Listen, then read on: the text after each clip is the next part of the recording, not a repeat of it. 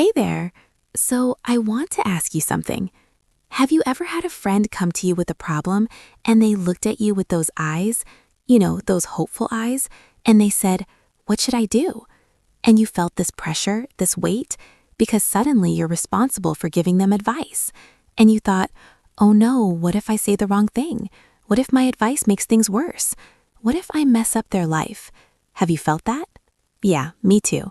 And honestly, it's one of the most common situations we face with friends, isn't it?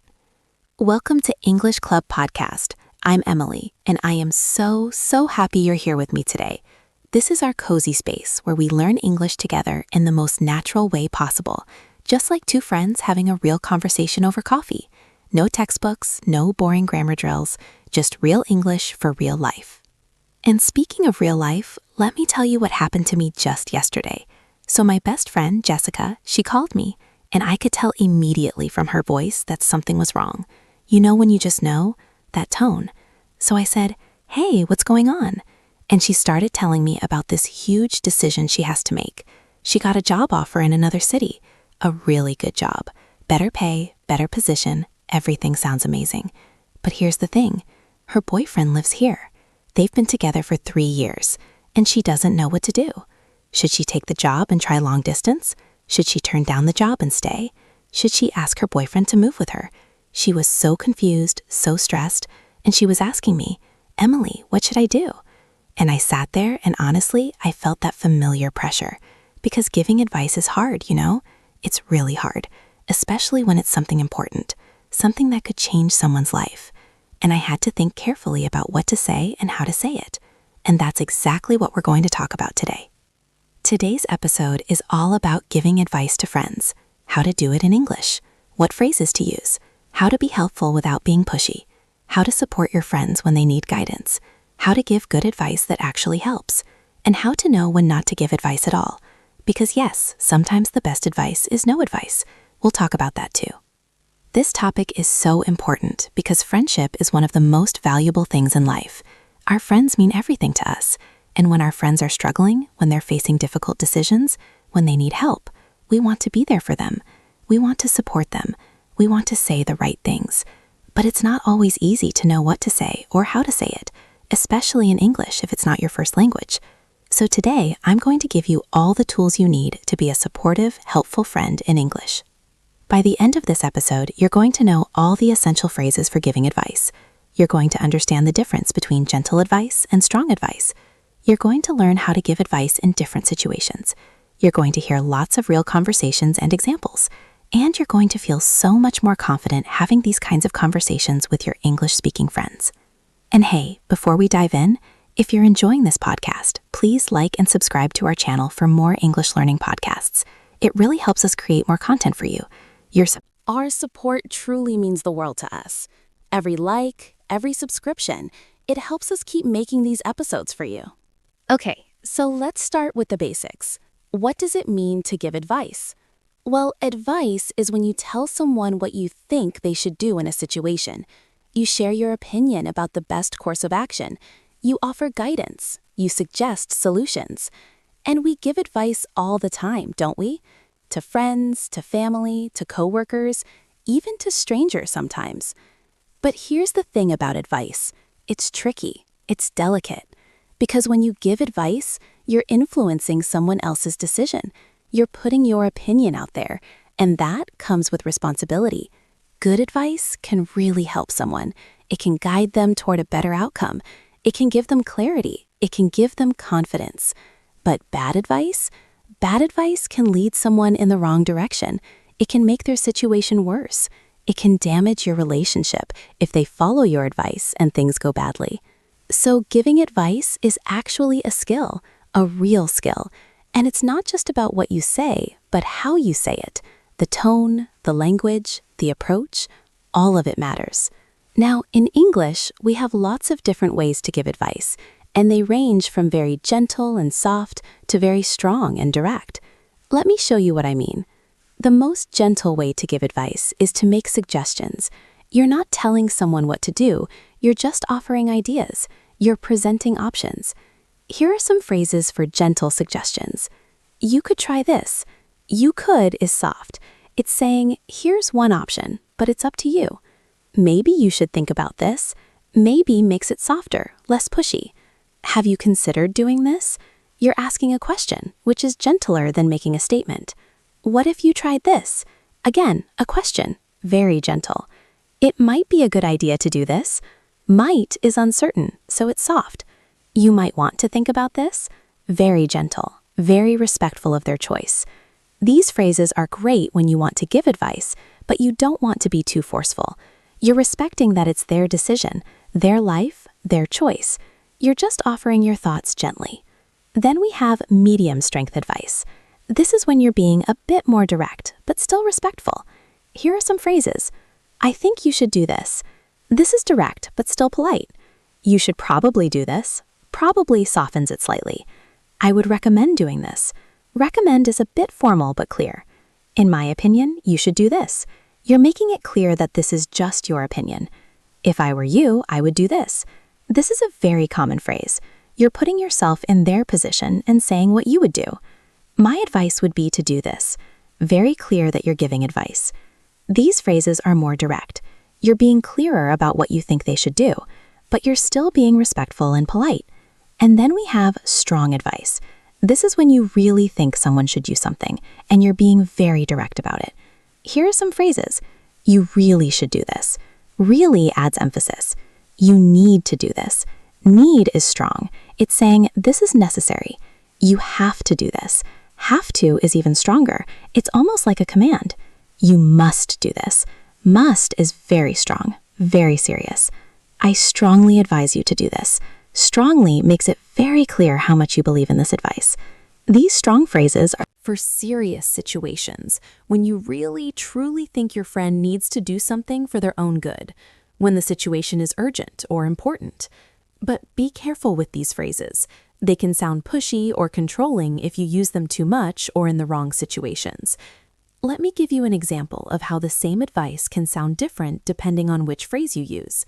Let's say your friend is very sick, but they don't want to go to the doctor. Here's how you could give advice. Gentle. Maybe you should think about seeing a doctor. Medium. I think you should go to the doctor. Strong. You really need to see a doctor. This sounds serious. See the difference? Same basic advice, but different levels of intensity. And you choose the level based on the situation and your relationship with the person. Now, here's something really important. When you give advice, you should usually give reasons. Don't just say, you should do this. Say why. Explain your thinking. Give context. This makes your advice more helpful and more convincing. For example, instead of just saying, you should look for a new job, you could say, I think you should look for a new job because you've been unhappy at your current job for over a year now, and it's affecting your mental health. See how the reason makes it better? It shows you've thought about it. It shows you understand their situation. Let me tell you about a time when I gave advice to a friend, and the way I gave it really mattered. A few years ago, my friend Mike was dating someone who was, honestly, not treating him well at all. She would cancel plans at the last minute, she would ignore his calls for days, she would make him feel bad about himself, and he was miserable. But he kept making excuses for her. He kept saying, oh, she's just busy, or she's going through a tough time, or I'm probably overreacting. And I wanted to tell him, break up with her, she's terrible for you. But I knew if I said it that directly, that strongly, he might get defensive. He might think I was judging him. So instead, I was gentle.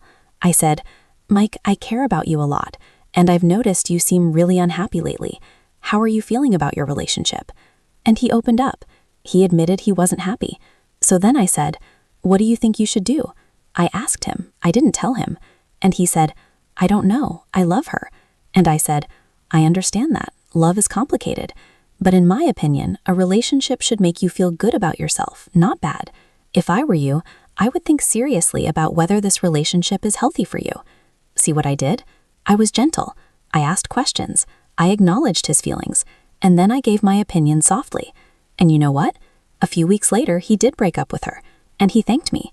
He said my advice helped him see the situation more clearly. If I had been harsh or pushy, if I had said, you have to break up with her, she's awful, he might have gotten angry at me. He might have defended her more. So the way you give advice really matters. Okay, Let's talk about some common situations where friends ask for advice and how to handle each one, because different situations need different approaches. Situation 1. Relationship advice. This is probably the most common type of advice friends ask for, right? Problems with boyfriends, girlfriends, husbands, wives, dating. And relationship advice is tricky because emotions are Involved. Strong emotions, so you have to be careful. When giving relationship advice, here are some good phrases to use. How do you feel about the relationship? What does your gut tell you? Gut means your instinct, your intuition. Have you talked to them about how you feel? Communication is really important in a relationship. What do you need from a partner? Does this person make you happy? You deserve to be treated well. Trust your instincts. These phrases are helpful because they encourage your friend to think about their own feelings and needs. You're not just telling them what to do, you're helping them figure it out themselves. Here's a sample conversation about relationship advice. Friend, I don't know what to do. My boyfriend forgot my birthday again. This is the second year in a row. Oh no, that must have hurt your feelings. Yeah, it did, but he apologized and said he's just been really busy with work. I understand he's busy, but birthdays are important. Have you told him how much this upset you? Well, I said I was disappointed, but I didn't want to make a big deal out of it. I think you should make a big deal out of it. Not in an angry way, but in an honest way. He needs to know this is important to you. If I were you, I would have a calm conversation with him and explain that remembering important dates is one of the ways you feel loved and valued. You're right, I need to be clearer about my needs. Exactly, and if he cares about you, he'll make an effort to do better. See how that worked? You validated their feelings, you asked questions, you gave clear advice with reasons, and you were supportive. Situation 2. Career advice.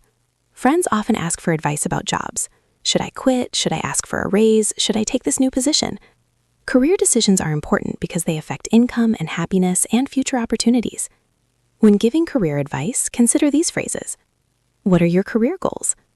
What are the pros and cons of each option? What would make you happiest? What's your financial situation? Can you afford to take a risk? What's the worst that could happen? Is there room for growth in this position? Does this align with your long-term plans? Let me tell you about when my friend Sarah asked me for career advice. She was working at a stable company, decent pay, boring work, and she got an offer from a startup. Less pay, but more exciting work, more responsibility, more potential for growth, but also more risk because startups can fail. She was torn, completely torn. So I helped her think through it. I said, okay, let's look at both options. If you stay at your current job, you'll have stability and security, but you said you're bored, right? And you're not learning anything new.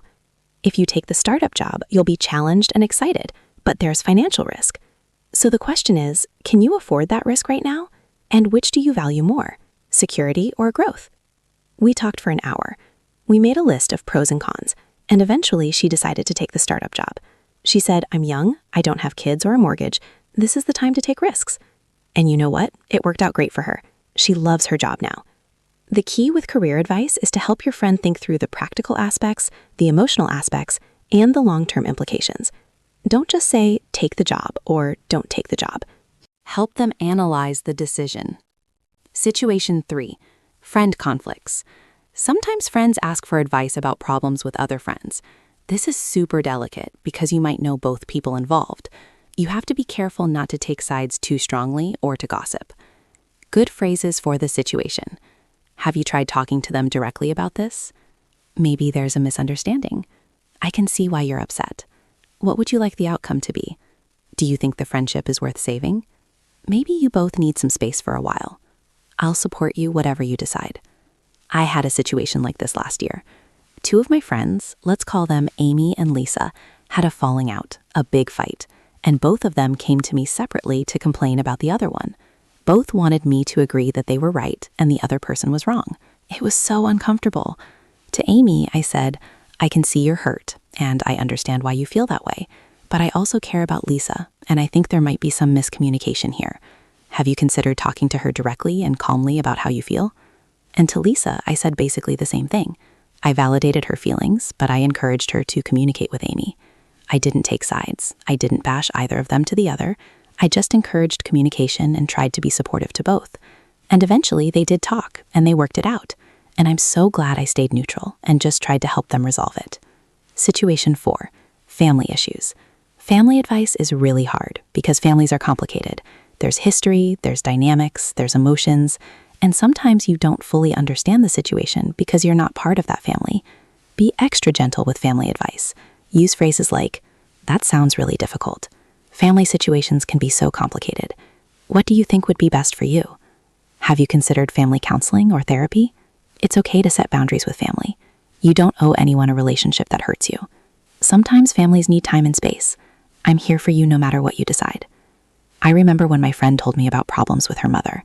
Their relationship was really strained, really difficult, and she was considering cutting off contact completely.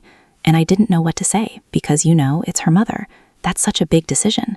So I just listened mostly. I let her talk, I validated her feelings, and I said, "I can't tell you what to do with your family, but I can tell you that you deserve to be treated with respect, and it's okay to protect your mental health, even if that means distancing yourself from family members."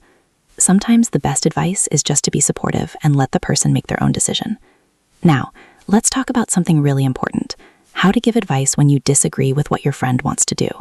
This happens, right? Your friend tells you their plan, and you think, "Oh no, that's a bad idea." What do? Do you tell them?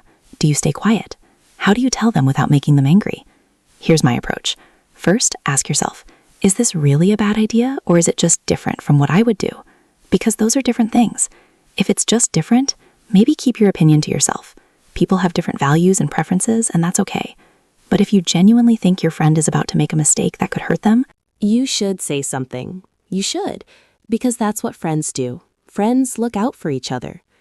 But how you say it matters so much. Here's how to give advice when you disagree. Start with something positive. Find something good to say about their plan. Then express concern gently. Use phrases like, "I'm a little worried that," or "Have you thought about the fact that," or "I wonder if you've considered." Give specific reasons for your concern. Don't just say, "I don't like this." Explain why. Acknowledge that it's their choice. Say something like, "But of course, it's your decision," or "Ultimately, you know what's best for you." Offer alternatives if you have them. Instead of just shooting down their idea, suggest other options. Here's an example. Let's say your friend wants to quit their job without having another job lined up, and they don't have much savings. You're worried. Here's how you might give advice. "Friend, I've decided. I'm quitting my job next week. I can't stand it anymore." You, "I totally understand why you want to leave. That job has been really stressful for you. But I'm a little worried about you quitting without having another job lined up. How are you going to pay your bills?" Friend, "I'll figure it out. I can't stay there any longer." I hear you. Your mental health is important.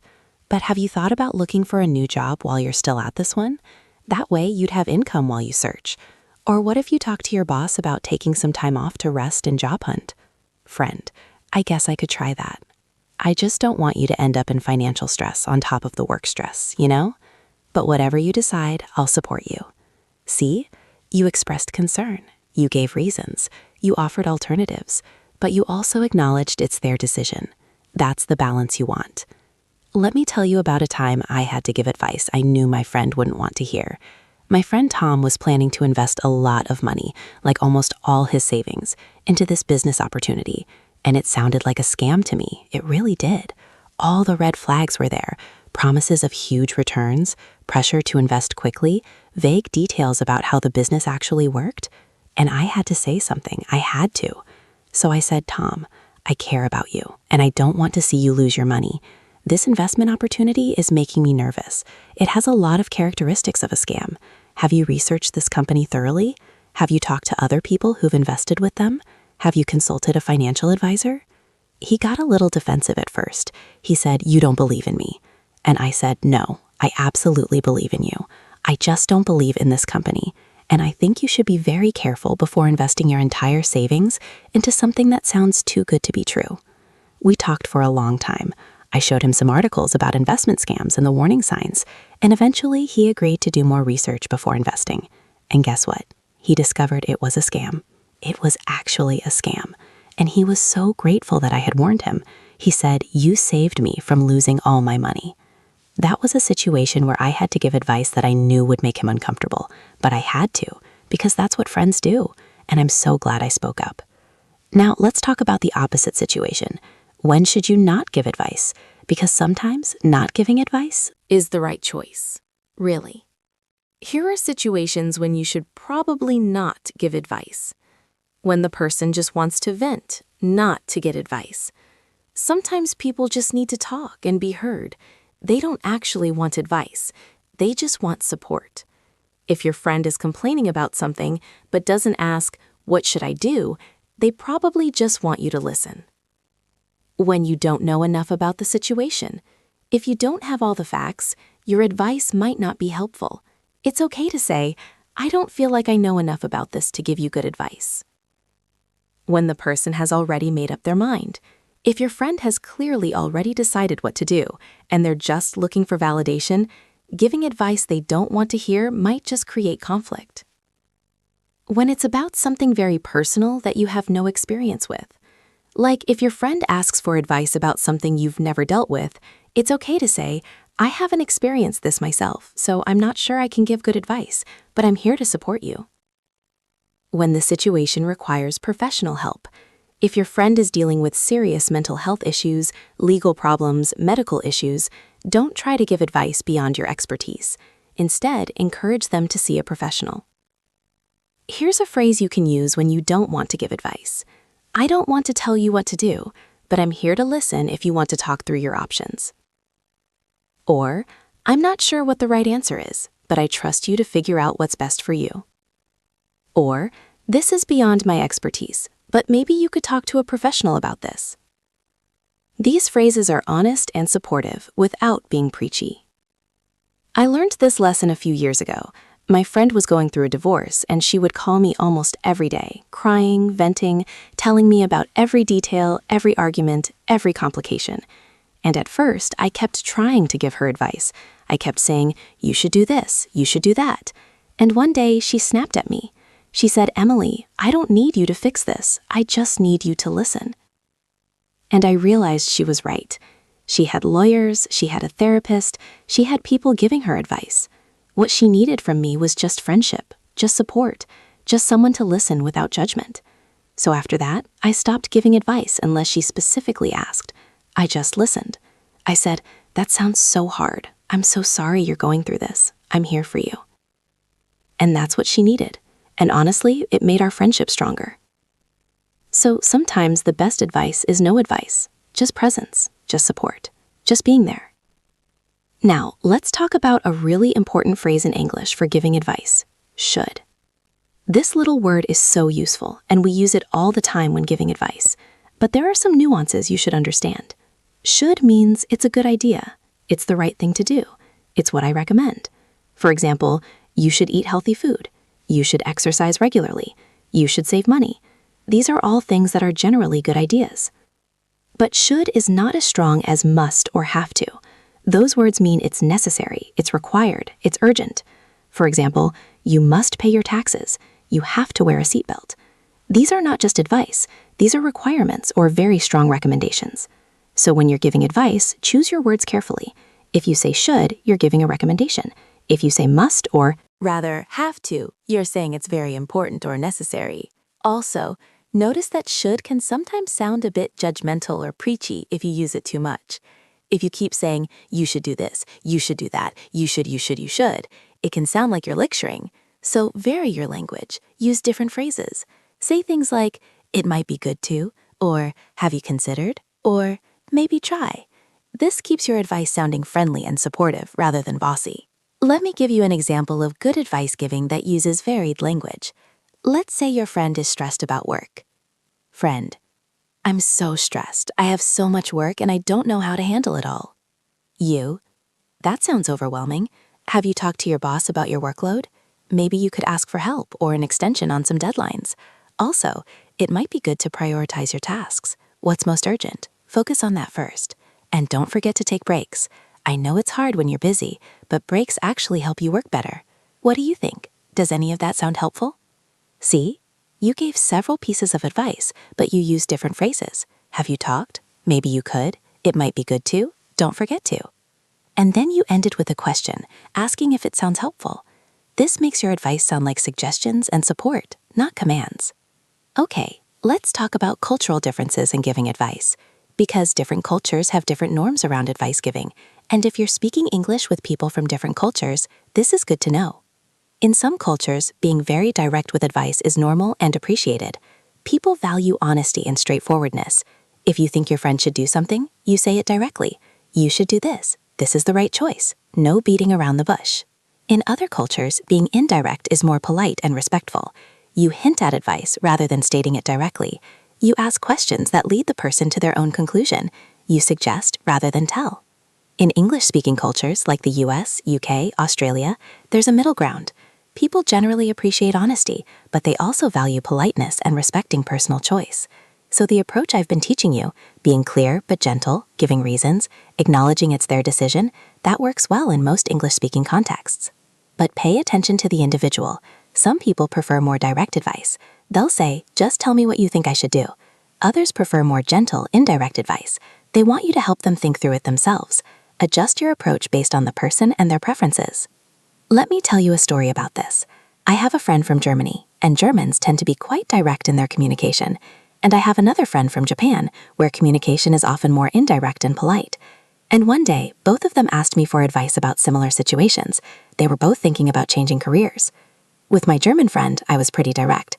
I said, based on what you've told me, I think you should take the new job. It aligns better with your skills and interests, and the pay is better. You should do it. And he appreciated that. He said, yes, you're right. Thank you for being honest. But with my Japanese friend, I was more indirect. I asked lots of questions.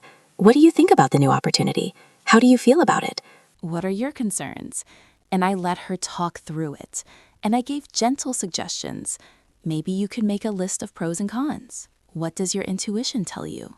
And she appreciated that approach. She said, thank you for helping me think through this. Same basic situation, but different approaches based on cultural communication styles. And both friends felt supported and helped. So be flexible. Adjust to the person you're talking to. Now let's practice some actual dialogues. I'm going to give you several examples of conversations where advice is given, so you can hear how it sounds naturally. Dialogue 1. Friend asking for advice about a job offer. Friend, hey, I need your advice about something. Of course, what's going on? I got a job offer, but I'm not sure if I should take it. Okay, tell me about it. What's the offer? It's a marketing position at a tech company. The pay is good, better than what I make now, but it's an hour away from my house. That's a long commute every day. Yeah, that is a long commute. That's 2 hours a day in the car. How do you feel about that? I don't know. The job itself sounds great. I'd be doing more interesting work, but I'm worried about the commute. I'm worried I'll be exhausted. That's a valid concern. Long commutes can be really draining. Have you thought about moving closer to the new job? I thought about it, but I don't want to move right now. I just bought my house. Right, that makes sense. What if you asked the company about remote work options? Maybe you could work from home a couple days a week. That would reduce the commute. Oh, that's a good idea. I didn't think about that. And you could also think about whether the better pay and more interesting work is worth the commute to you. Some people don't mind long commutes if they love their job. It depends on your priorities. You're right. I should ask about remote work, and I need to really think about what matters most to me. Exactly. And whatever you decide, I'm sure it'll work out. You're smart, and you'll make the right choice for yourself. Thanks. I feel better about this now. Dialogue 2. Friend asking for relationship advice. Can I talk to you about something personal? Always. What's up? I've been dating someone for 6 months, and I think I'm in love with them, but I'm scared to say it. What if they don't feel the same way? Oh, that's nerve-wracking. I can understand why you're scared. But can I ask, has this person given you any indication of how they feel? Well, they said they really care about me, and they introduced me to their family, and we spend almost every day together. Those all sound like really good signs. It sounds like they're serious about you. But I know saying I love you for the first time is scary. What's the worst that could happen if you say it? They might not say it back, or they might freak out and break up with me. Okay, but do you really think that will happen based on how they've been treating you? Probably not. They've been really caring and committed. Right, so it seems like the risk is pretty low. And think about it this way. If you really love this person, don't you want them to know? Don't you want to be honest about your feelings? Yeah, you're right. I do want to tell them. And even if they're not ready to say It back right away, that doesn't mean they don't care about you. Everyone moves at their own pace with these things. What matters is that you're being true to your feelings. That's true. Okay, I think I'm going to tell them this weekend. Good for you. And let me know how it goes. I'm rooting for you. Thanks. I'm nervous but excited. Dialogue 3. Friend asking for advice about a friendship problem. I'm having a problem with Sarah and I don't know what to do. What happened? We were supposed to meet for lunch last week and she canceled at the last minute, again. This is like the third time she's done this in the past month, and I'm starting to feel like she doesn't value our friendship. I can see why you're upset. It's frustrating when someone keeps canceling on you. Have you talked to her about how this makes you feel? No, I haven't said anything. I don't want to seem needy or dramatic. I don't think it's needy to express your feelings. If this is bothering you, and it clearly is, I think you should talk to her about it. Maybe she doesn't realize how her cancellations are affecting you. What should I say? You could say something like, "Hey Sarah, I want to talk to you about something. When you cancel our plans at the last minute, it makes me feel like spending time with me isn't a priority for you. I value our friendship and I'd like us to make more of an effort to follow through on our plans." Something like that. Honest, but not accusatory. That sounds good. I'm just worried she'll get defensive. She might, but that's okay.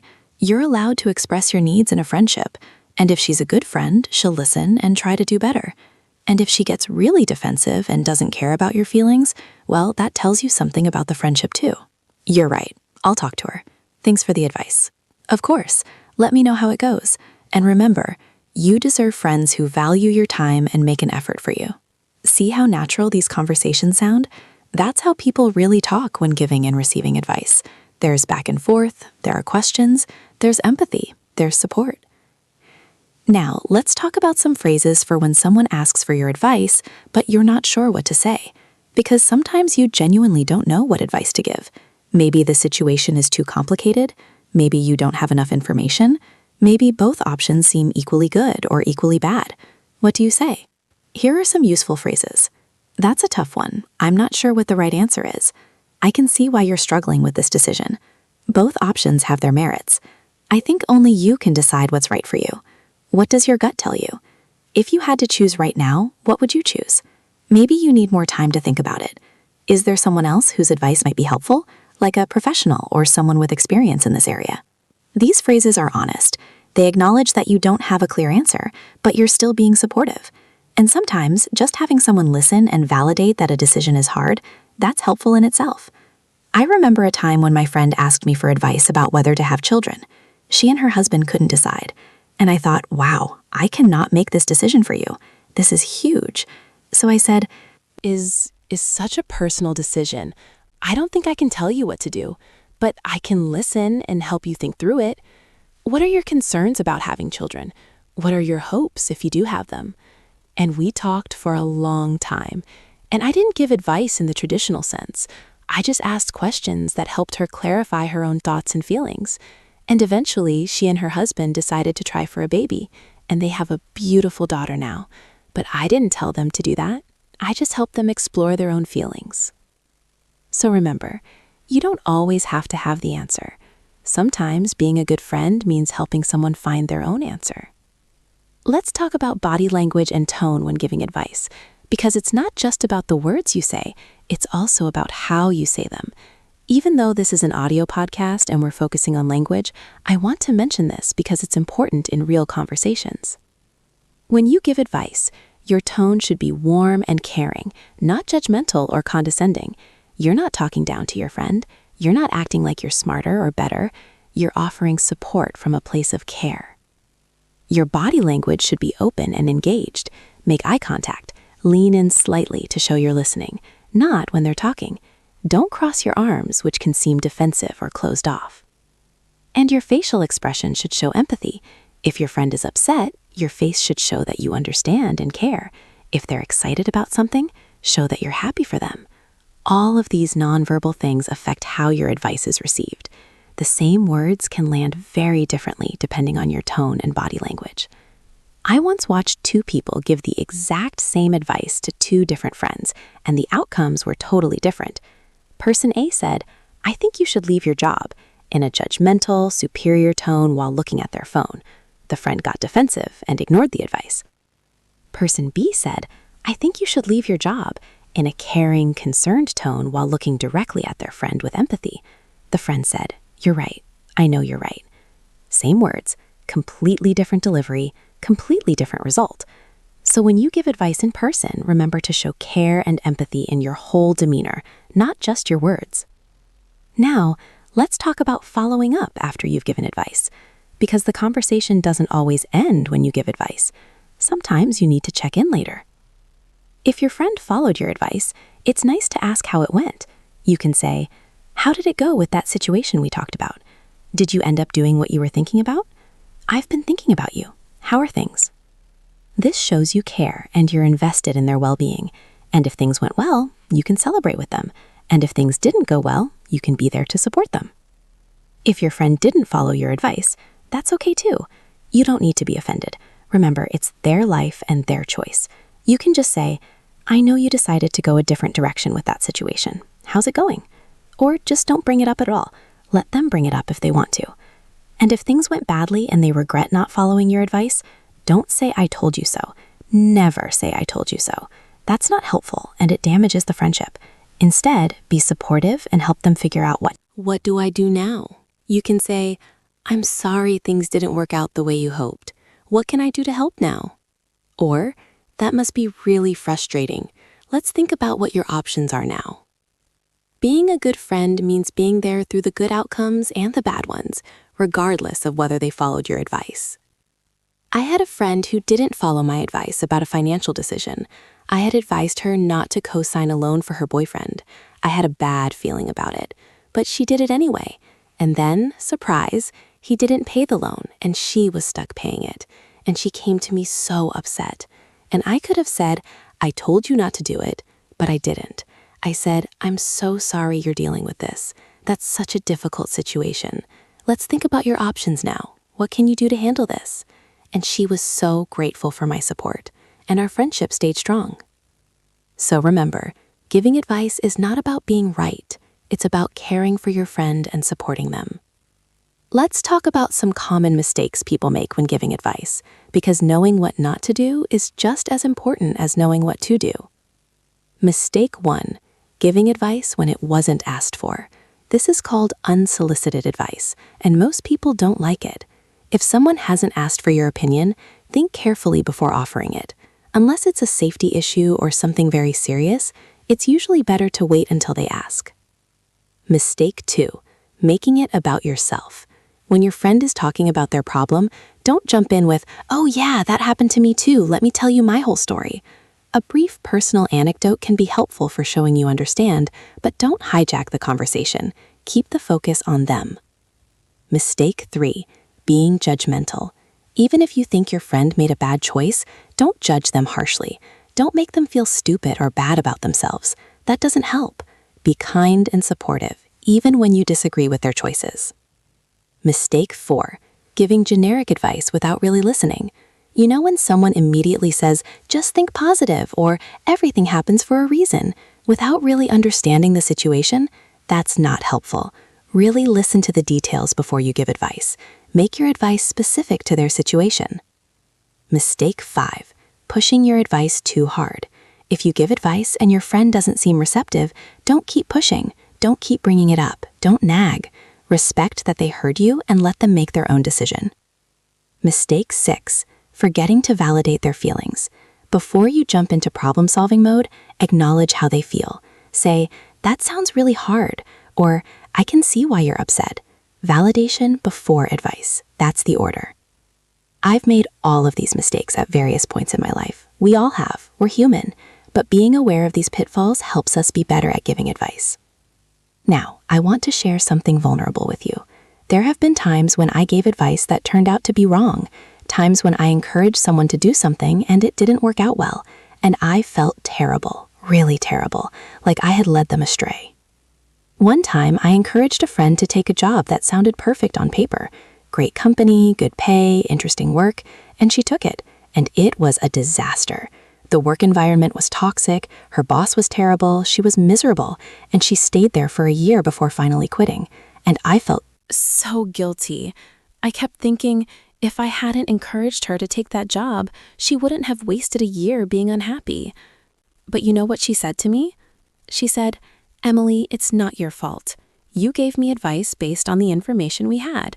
You couldn't have known what the workplace was actually like. I made the decision. And honestly, even though it was hard, I learned a lot from that experience. I learned what I don't want in a job, so it wasn't a waste." That made me feel better. But it also taught me to be more careful with advice, to acknowledge that I don't have all the answers, to remind people that they need to make their own choices, to say, this is just my opinion based on what I know. So now, when I give advice, I often add a little disclaimer. I say something like, but this is just my perspective. You know yourself and your situation better than I do. Or, I could be wrong about this, so make sure you do what feels right for you. This protects both you and your friend. It reminds both of you that advice is just one person's opinion, not an absolute truth. Okay, let's talk about a special category of advice: advice in emergencies. When your friend is in a crisis, in danger, in an urgent situation. This is different from regular advice giving because the stakes are higher and time is limited. In emergency situations, you can and should be more direct. This is when you use those strong phrases I mentioned earlier. You need to do this. You have to do this. You must do this. Because in an emergency, being gentle and indirect might not convey the urgency. Examples of emergency situations. Your friend is in an abusive relationship and in danger. Your friend is having suicidal thoughts. Your friend is about to do something illegal that could get them arrested.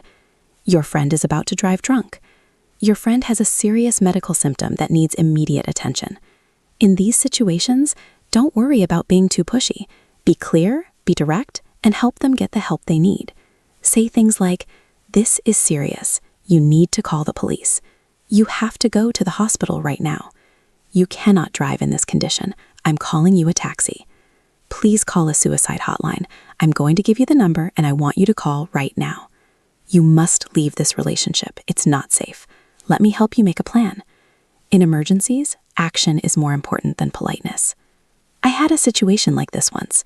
A friend called me very late at night, and she was slurring her words. And I asked if she was okay, and she said she had taken too many sleeping pills. And I immediately said, "I'm calling an ambulance." And she said, "No, I'm fine, don't." And I said, "I'm calling right now. This is not negotiable. You need medical help immediately." I called, the ambulance came. She was taken to the hospital, and she was okay. And later, after she got help for her mental health issues, she thanked me. She said, "You saved my life that night." So in emergencies, don't hesitate. Be direct. Take action. You can worry about being polite later. Safety comes first. Let's talk about advice over text messages or online versus in person. Because these days, a lot of advice giving happens through text, WhatsApp, social media messages, not just face-to-face. Giving advice over text is trickier because you can't hear tone of voice or see body language. Text can be easily misunderstood. Something that sounds caring in your head might sound Cold or harsh in text, so you need to be extra careful with your wording. Here are some tips for giving advice over text. Use emojis or emoticons to convey warmth and empathy. A heart emoji or a caring face can help show you're coming from a place of love. Be extra clear and specific. Without tone of voice, your meaning needs to be obvious from the words alone. Reread your message before sending. Make sure it doesn't sound harsh or judgmental. If the conversation is getting complicated or emotional, suggest moving to a phone call or video chat. Some conversations are just too nuanced for text. Use phrases that show empathy.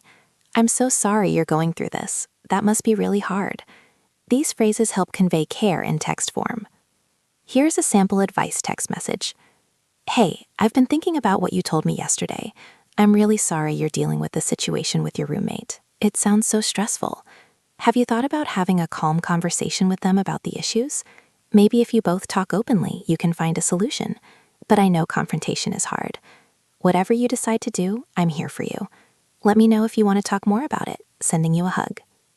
See how that text includes empathy, advice, acknowledgement of difficulty, and support? That's a good advice text. Compare that to, you should just talk to your roommate. That's short and could sound dismissive or bossy. Adding context, warmth, and support makes it so much better. Now, let's do a quick vocabulary review. Let me go over some key words and phrases we've learned today. Advice, recommendations or suggestions about what someone should do. Give advice, to offer suggestions or recommendations. Ask for advice, to request someone's opinion or recommendations. Take advice, to follow someone's recommendations. Ignore advice, to not follow someone's recommendations. Unsolicited advice, advice that wasn't asked for. Should, used to give recommendations or advice about what's best. Suggest, to offer an idea or option. Recommend, to say that something is good and should be done. If I were you, a phrase used when giving advice from your perspective. My advice would be a clear way to introduce your advice. Have you considered about giving and receiving advice? Practice using them. Before we wrap up, I want to talk about receiving advice. Because we've mostly focused on giving advice, but receiving advice is also a skill. How do you react when someone gives you advice? First, even if you don't agree with the advice, be polite and appreciative. Someone took time to think about your situation and offer their perspective. That deserves respect. You can say, "Thank you for your advice. I really appreciate it. Thanks for taking the time to think about this with me. I hadn't thought about it that way. That's interesting. That gives me something to think about." You don't have to say, "Yes, you're right, I'll definitely do that," if you're not sure. But You should acknowledge their effort. Second, it's okay to ask follow-up questions. If their advice isn't clear, ask for clarification. Why do you think I should do that? Can you explain more? What makes you say that? Third, it's okay to respectfully disagree. You can say, "I appreciate your perspective, but I'm not sure that approach would work for me because..." That's interesting advice, but I think I'm going to try a different approach. I hear what you're saying, but I feel differently about this. You're being honest while still being respectful. And finally, if you decide to follow their advice, let them know how it went. People appreciate knowing that their advice was helpful. If it went well, tell them. If it didn't go well, you can still thank them for trying to help and let them know you're figuring out next steps. I try to remember this when people give me advice. Even if I don't end up following it, I thank them sincerely because I know they care about me and want to help, and that's valuable, even if their specific advice isn't what I choose to do. All right, we've covered so much today. Let's think about what we've learned. We've learned how to give advice in English using many different phrases and approaches. We've learned the difference between gentle suggestions and strong advice. We've explored different situations where friends ask for advice and how to handle each one. We've talked about relationship advice, career advice, friend conflicts, family issues, and more. We've learned what to do when you disagree with your friend's plan. We've talked about when not to give advice. We've practiced real conversations and dialogues. We've learned about common mistakes in advice giving. We've talked about emergencies. We've covered giving advice over text versus in person, and we've even talked about receiving advice gracefully. That's a lot. But here's the most important thing I want you to remember. Giving advice is an act of love. It's one of the ways we show we care about people. When done well, with empathy and respect, advice can really help someone. It can guide them toward better decisions. It can give them confidence. It can show them options they hadn't considered. But advice should never be pushy or controlling. It should always respect the other person's autonomy and their right to make their own choices.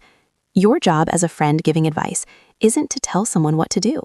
Your job is to support them, to share your perspective, to help them think through their options, and then to respect whatever they decide. And remember, you don't have to have all the answers. Sometimes the best thing you can do is just listen, validate, and be there. That's valuable too.